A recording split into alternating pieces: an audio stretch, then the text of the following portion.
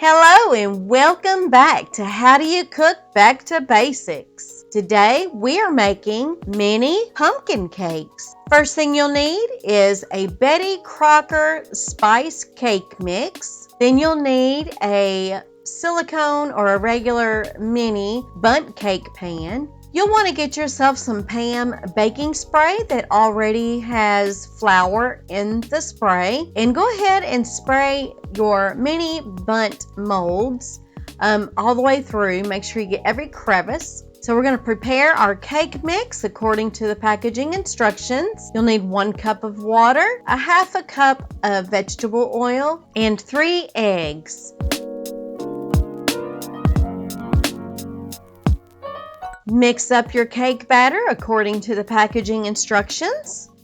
Once mixed thoroughly, you'll want to place your mixture into a piping bag. And as you can see, I have a cup that's helping me with my piping bag, so I can pour the mixture in there easily. And don't fill up your bag all the way. Leave some space at the top so you can squeeze that batter into your mini bundt molds. Snip off the end of that piping bag and put your mixture into your molds about 3/4 of the way full.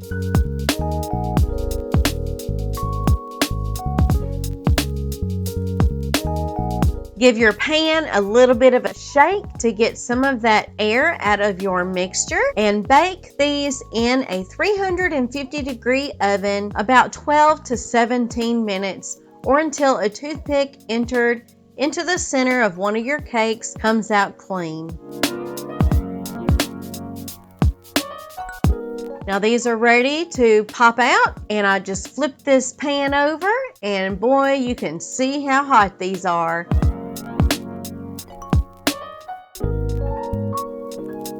So now we're going to transfer these over to a cooling rack.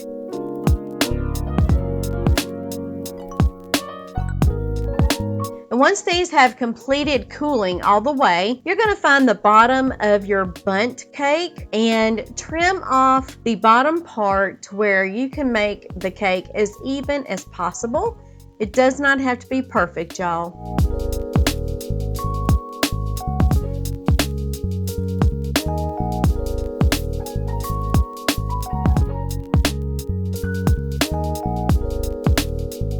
So today we're going to be using Betty Crocker's Rich and Creamy Cream Cheese Frosting. I will be mixing up some orange food coloring with one of the cans so I can make some orange pumpkins, and I'm going to use one of the cans, just the plain cream cheese frosting, for our white pumpkins. And you can add as much or as little of your orange food coloring to your frosting to your desired color. I like mine to be a little bit on the deeper orange side, so I just kept adding food coloring until I got to that perfect orange color.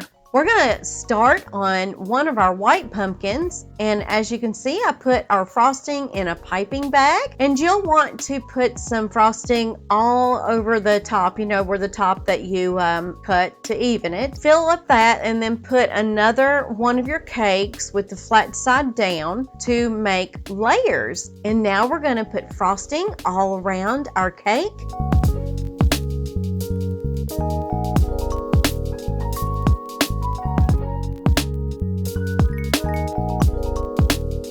I am now shaping my cake to make it look a little bit more like a pumpkin, so it'll be easier to manage whenever I am ready to actually mold the frosting to make it look like a pumpkin.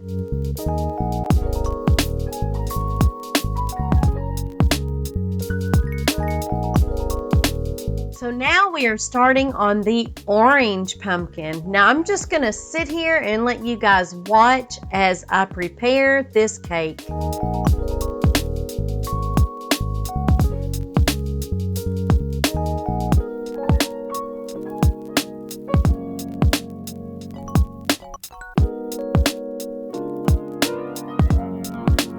Next step, you'll need to put your pumpkin cakes in the refrigerator for at least an hour. I left mine in the refrigerator overnight so we could ensure that the frosting was nice and firm, enough for me to be able to handle and shape the way I wanted it. So right here I have a little bowl of water, and I'm putting a little bit of water on my finger, and I'm going around the cake and making some little grooves. These are going to mimic the little grooves on a real pumpkin, and then once you do that, we're just going to shape it up real good to make it look like a pumpkin, y'all.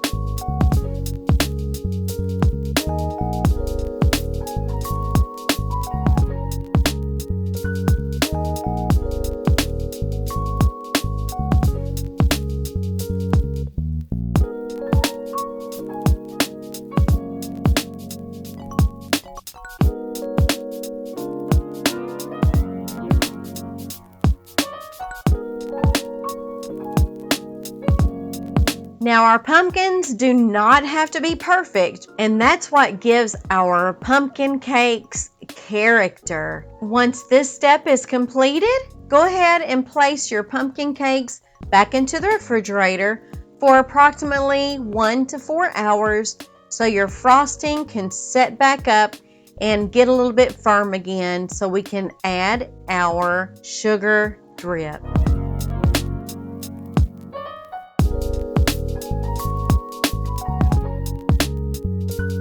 Now to start on our drip, you'll need 1 cup of confectioner's sugar, 1 tablespoon of milk. Give that a really good stir, and I don't think we have enough milk, so we're going to add another tablespoon of milk and stir that up really well. Place half of your sugar drip into another bowl and add only 2 drops of food coloring to your drip so you can put the orange drip on your white cakes and the white drip onto your orange cakes.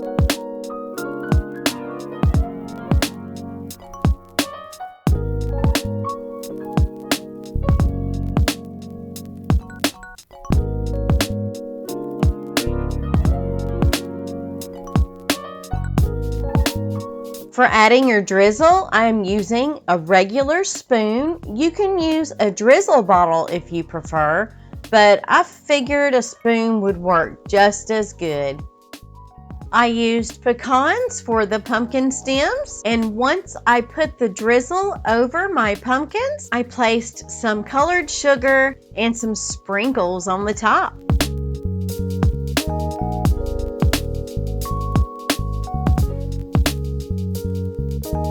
So I hope you all enjoyed this episode on how do you cook back to basics. And if you did, please hit that like button and please do consider subscribing if you haven't already done so. Until next time, bye-bye now.